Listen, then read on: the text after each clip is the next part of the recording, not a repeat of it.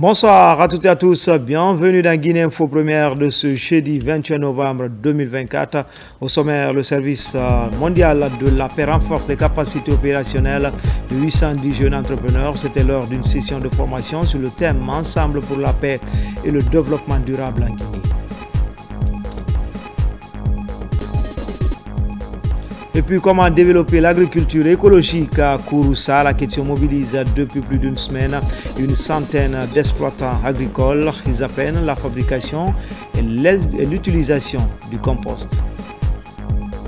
Enfin, journée mondiale des droits des enfants, loin d'une célébration, une journée mise à profit par la Fondation Soul Banks et Manamba Kanté pour présenter leur film. Ce couple d'artistes réalise un court-métrage pour sensibiliser sur le mariage des enfants. Voilà pour le sommaire. Encore une fois, bonsoir à tous.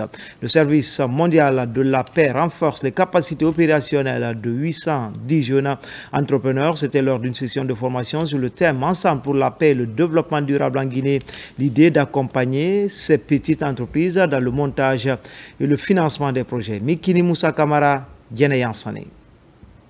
Cette initiative vise à doter les jeunes d'outils essentiels en matière de promotion de la paix, de citoyenneté responsable, de développement personnel et d'entrepreneuriat durable, afin de contribuer activement à la stabilité et à un développement durable des communautés. Ils ont été formés sur l'entrepreneuriat social parce que ce serait seulement, la plupart des projets, ce sont des projets qui vont ajouter une valeur au problème de la communauté. On a le numérique, vous savez, le numérique aujourd'hui, sans ça, personne ne peut rien faire, quelles que soient tes idées. On a le développement personnel, ça veut dire comment s'affirmer soi-même, mais dans le respect aussi de l'affirmation des autres. On a la responsabilité citoyenne. Cet événement marque une étape clé dans l'engagement collectif pour la construction d'une Guinée pacifique et résiliente. Il y a le Fonds national d'insertion des jeunes, qui est au ministère de la Jeunesse et des Sports, en abrégé FONIJ, que vous pouvez approcher éventuellement pour discuter avec eux sur les modalités de financement, pour que, si possible, vous puissiez trouver un complément de financement. Au niveau du gouvernement, il y a quelques dispositifs pour aller vers les structures spécialisées dans le cadre de la recherche, soit des informations complémentaires ou des financements complémentaires. Avec l'appui technique et financier du Service mondial pour la paix durable, cette session de formation est une phase pilote du programme de renforcement des capacités des jeunes. Elle est axée sur plusieurs modules.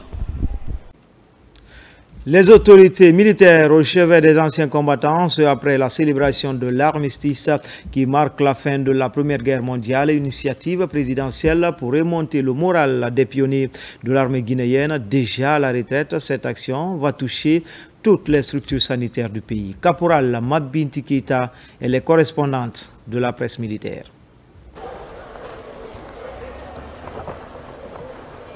Quelques jours après la célébration de l'armistice, la directrice générale des pensions militaires et anciens combattants sillonne certaines structures sanitaires de la capitale. En compagnie des membres du CNRD, la générale Fatoumata Yari Silla est allée au chevet de ses anciens soldats alités.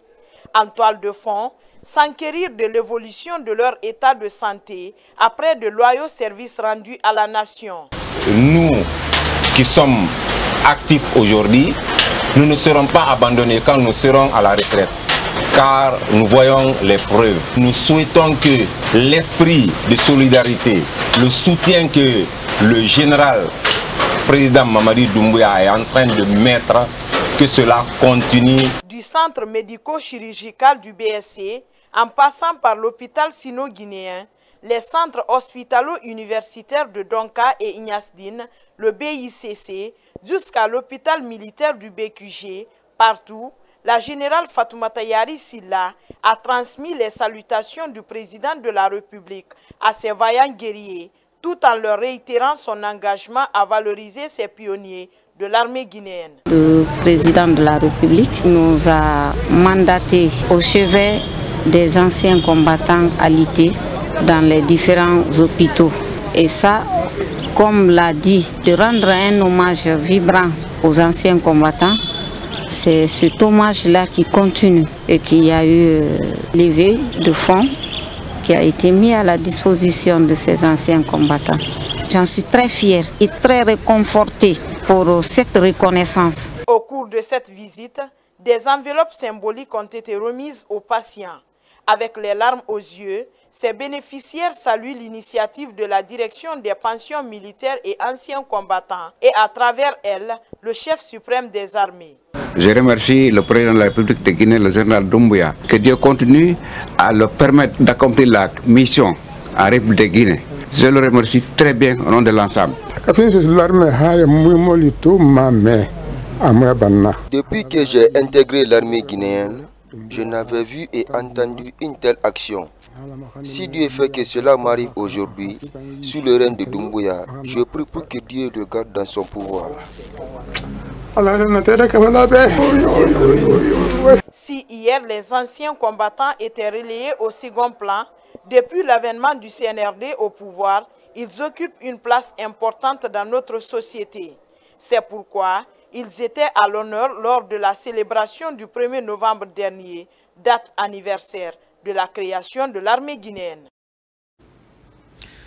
Dans la 4e région militaire de Nzérékouré, le commandant de région, colonel Amara Silla, a entamé une tournée de prise de contact des unités militaires relevant de sa sphère de commandement. Il veut s'enquérir des conditions de vie et de travail des hommes et transmettre le message d'encouragement de la hiérarchie militaire. Adjudant Omar Kamara, correspondant de la presse militaire. Sillonner toutes les positions relevant de sa sphère de commandement pour s'assurer du niveau sécuritaire dans sa zone de compétence, c'est l'ambition affichée par le commandant de la 4e région militaire de Nzérékouré. Entouré de ses proches collaborateurs, colonel Amara Silla est allé s'enquérir des conditions de vie et de travail des hommes. Sur le terrain, il a transmis à la troupe le message de félicitations et d'encouragement de la hiérarchie militaire. Je suis porteur d'un message de satisfaction, de félicitations et d'encouragement par rapport à tout ce que vous faites dans le cadre de la sécurisation de nos frontières. Ces problèmes sécuritaires sont les missions auxquelles les autorités nous ont assignées. La patrouille au long des frontières, la surveillance des frontières. De la compagnie d'infanterie de Koyama en passant le pont Yela, Kouankan, jusqu'à la portion centrale de Gekedou, Nongowa et Kundu Lengu Bengu, partout, le commandant d'unité salue cette démarche de la première autorité militaire de la région forestière. Dans la mesure que les représentants de la haute hiérarchie viennent véhiculer les messages de félicitations et d'encouragement, cela remonte beaucoup le moral de la troupe. Cette première visite a permis au commandant de la 4e région militaire de Nzérékouré d'aller toucher du doigt les réalités du terrain. Elle va se poursuivre dans les jours à venir dans d'autres unités de la région. À présent, je vous amène à Kawassi, une des sous-préfectures de Télémélé. Sur place, le préfet rencontre les populations à la base, notamment les autorités locales. Colonel Mamadou Lamarana Diallo a récemment conféré avec le chef des districts. Les échanges ont porté essentiellement sur le respect du contenu local. Alpha Siagaba, Moussa Bangoura. Autour de la table, les autorités préfectorales de Télémélé, des responsables de la société CEDEM Chine et les chefs districts de la sous-préfecture de Kawessi. Ils échangent sur le maintien de la paix dans la zone et surtout sur le respect du contenu local. Un sentiment de satisfaction puisque le déplacement de la préfecture conduit par monsieur le préfet, c'est pour venir appuyer le maire dans sa communauté à apporter la paix et la quiétude sociale. Donc je suis très honoré, très satisfait. Nous sommes très heureux de recevoir cette délégation dirigée par monsieur le préfet de Télémélé. Bien sûr, nous avons besoin de compréhension et soutien de tous les citoyens populaires ici. Devant l'Assemblée, le préfet de Télémélé explique les projets de développement du président de la République. C'est le cas surtout du projet Simandou 2040. C'est que le chef de l'État, le président de la République nous a instruit, c'est de venir tout près de nos citoyens et connaître leurs problèmes. et partout où il y a des problèmes, essayer de trouver la solution pour maintenir la paix et l'entente et la cohésion sociale au niveau de nos juridictions. Le message de sensibilisation sera poursuivi dans d'autres localités minières de Télémilé, notamment Missirah et Daramaniaki. Comme annoncé dans les titres, comment développer l'agriculture écologique à Kouroussa, la question mobilise depuis plus d'une semaine une centaine d'exploitants agricoles. Ils apprennent la fabrication et l'utilisation du compost, une technique permettant de booster le rendement des agriculteurs. Komara Moussa. Avec ses feuilles séchées, des bousses de vache mélangées avec ses bois morts, ces paysans de Djonko apprennent la fabrication du compost sous la direction de ce spécialiste. On les a initiés pour aller chercher les déchets organiques, les fientes, le sable, les feuilles. Et nous les avons amenés à trouver ces déchets-là et amenés vers le site. Dans ce village de Kouroussa, beaucoup sont fatigués des engrais chimiques et sont devenus adeptes du compost. Une centaine d'habitants ont décidé de suivre cette formation pour enrichir la santé de leurs sols et manger bio. Supposons quand on a préparé du riz, à savoir il y a quelque chose qui va à ce qu'on appelle le riz dormi, le matin, les enfants ne peuvent pas manger. Mais à travers moi maintenant personnellement, ce que j'ai suivi, tout ce qui s'est déroulé à ma présence, au compte du compostage, j'ai pu préparer maintenant des engrais moi personnellement pour ne pas que mes riz gâtent.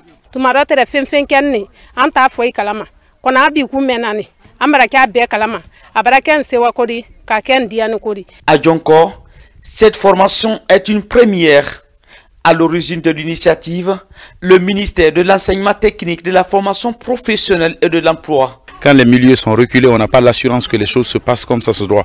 Donc c'est de nous assurer que les formateurs que nous avons recrutés arrivent à effectuer, à dérouler des modules conformément à nos attentes et apporter de la valeur, des nouvelles technologies, des nouvelles façons de faire à ces paysans qui ne vivent que de l'agriculture. Dans cette agglomération, l'agriculture est très développée.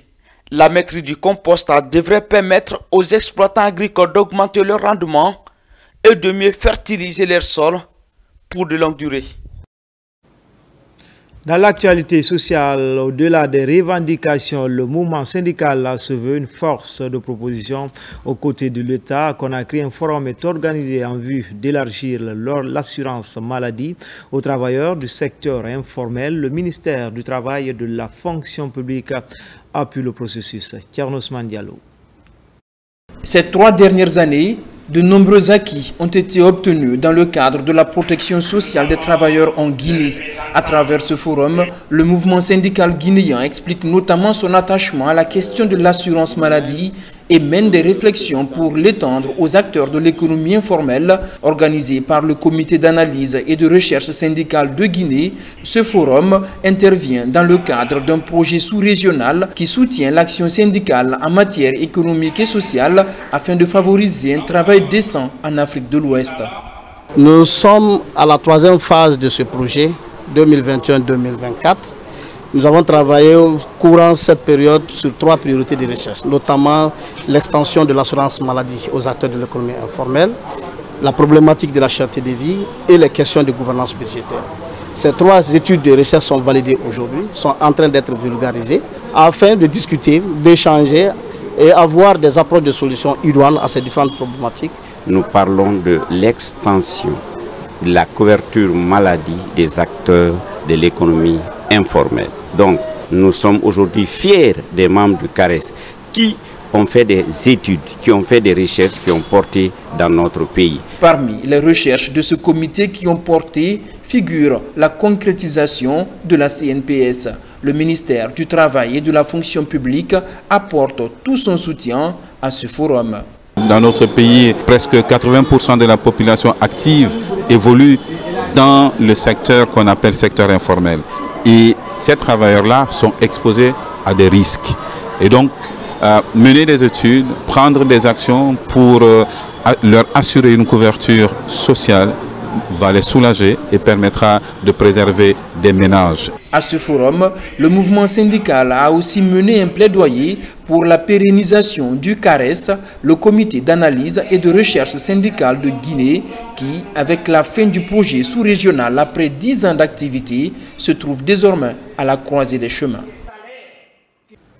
Prise en charge sanitaire gratuite, cette volonté du chef de l'État continue de faire des heureux dans la commune de Matam. 21 malades indigents se voient dotés du titre de prise en charge. Un précieux sésame remis par le Fonds de développement social et de l'indulgence. Sona Sagno. Ils sont au total 21 malades vulnérables de la commune de Matam qui n'arrivent pas à payer leurs frais médicaux, à bénéficier à travers le Fonds de développement social et de l'indigence des titres de prise en charge sanitaire gratuite. Cette initiative s'inscrit dans la vision éclairée de son Excellence, le Président de la République, Général d'armée Mamadi Doumbouya. Son leadership nous inspire tous à bâtir une Guinée équitable où chaque citoyen a accès aux services essentiels tels que la santé, l'éducation et l'emploi.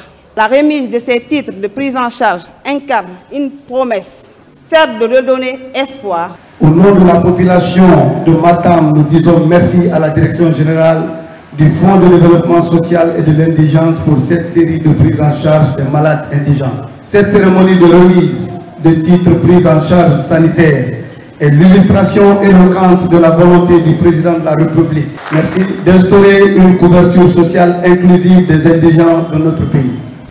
Je voudrais vous rassurer de ma disponibilité à accompagner toutes les initiatives visant à lutter contre la pauvreté extrême de la commune de Matam. Cette campagne de prise en charge est rendue possible grâce à la volonté et l'engagement du chef de l'État, Général Mamadi Doumbouya.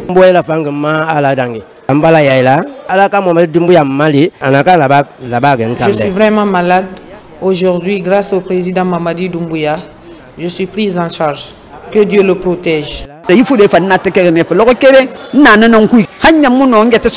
Depuis un an, je souffre. Je rends grâce à Dieu. Je remercie le président Mamadi Doumbouya pour son aide.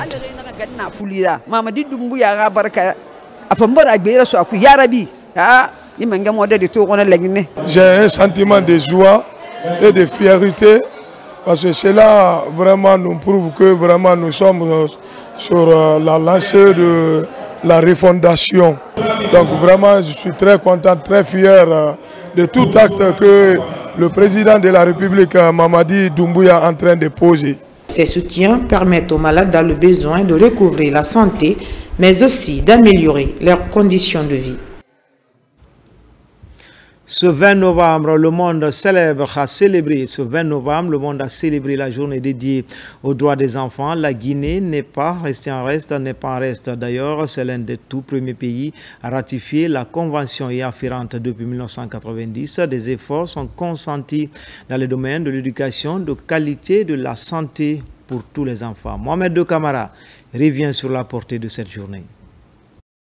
La Guinée occupe le 14e rang des pays qui ont rapidement ratifié la Convention relative aux droits des enfants.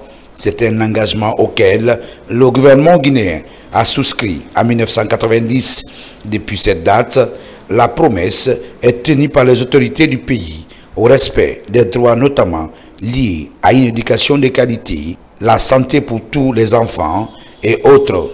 Beaucoup d'efforts sont fournis, mais des défis existent encore. Depuis la ratification de la CDE, des efforts ont été fournis en matière de promotion et de protection des droits des enfants. Cependant, il n'en reste pas moins que les défis restent encore majeurs. Parce qu'il ne faut pas oublier qu'actuellement, en République de Guinée, il y a encore des enfants qui n'ont pas accès à l'école. Le gouvernement, à travers ses services techniques, met des bouchées doubles pour le respect des droits des enfants en République de Guinée. Cette volonté politique exprimée a été hautement saluée par les acteurs de protection, dont la tutelle, dans le cadre de la concrétisation de cet engagement. Les actions ont été menées, mais malgré ces résultats qui sont tangibles sur le terrain, il y a lieu quand même de reconnaître que par rapport à l'atteinte des objectifs de développement durable, notamment l'ODD 4 et l'ODD 16, les indicateurs ne sont pas au vert. La célébration de cette journée internationale de la Convention relative au respect des droits des enfants est placée cette année sous l'angle du renforcement de l'éducation à la base. Enfin, journée mondiale des droits des enfants également, loin d'une célébration, une journée mise à profit par la fondation Soulbanks Madamba Kanté. Ce couple d'artistes réalise un court-métrage, C'est l'élan, ou Laissez-moi, c'est son titre. Le film conscientise pour mettre fin au mariage précoce. La projection est déjà faite. Nos reporters Ousmane Ba et Mamadou Djoumaba nous replongent dans cette aventure. Le 7e art comme outil puissant pour éduquer et sensibiliser sur les travers sociaux. C'est ce court-métrage plein d'émotions qu'a choisi la fondation Soulbanks Madamba Kanté pour toucher le grand public. Un véritable appel à l'action afin d'abandonner le mariage des enfants. Le film est lancé ici au Centre culturel franco-guinéen à l'occasion de la Journée mondiale de l'enfance. Nous croyons fermement que l'éducation est la clé pour briser le cycle du mariage précoce et ouvrir les portes vers un avenir prometteur pour les jeunes filles. C'est dans cette optique que ce projet a été réalisé. Il constitue un véritable cri de cœur, un appel à l'action et un souhait profond de changement au sein de nos communautés. C'est l'élan. Le titre du film met sur scène Lamarana, une élève que le père veut donner en mariage contre le gré de la jeune fille, désireuse de poursuivre ses études. La projection plonge le public dans une forte émotion. C'est l'élan qui signifie liberté dans l'une de nos langues nationales est certes un court métrage, mais il sonne comme ce cri d'alarme, un plaidoyer pour la justice sociale et une invitation à réévaluer nos normes socio-culturelles. À travers cette œuvre artistique, la Fondation Soulbanks et Madamba Kanté démontre avec brio que l'art peut être un outil puissant pour sensibiliser et éduquer nos communautés. À travers ce court-métrage, la Fondation Soulbanks Madamba Kanté nourrit l'ambition de réduire le taux de mariage précoce à 20% dans les prochaines années en Guinée. Un cri de cœur en faveur d'une société où chaque jeune fille peut grandir et s'épanouir. C'était tout pour les infos à 17h pour d'autres actualités sur la Guinée, notre paradis, terre de richesse et d'innovation. Mais en attendant, restez toujours connectés sur le www.rtgguinée.info. À tout à l'heure, Inch'Allah.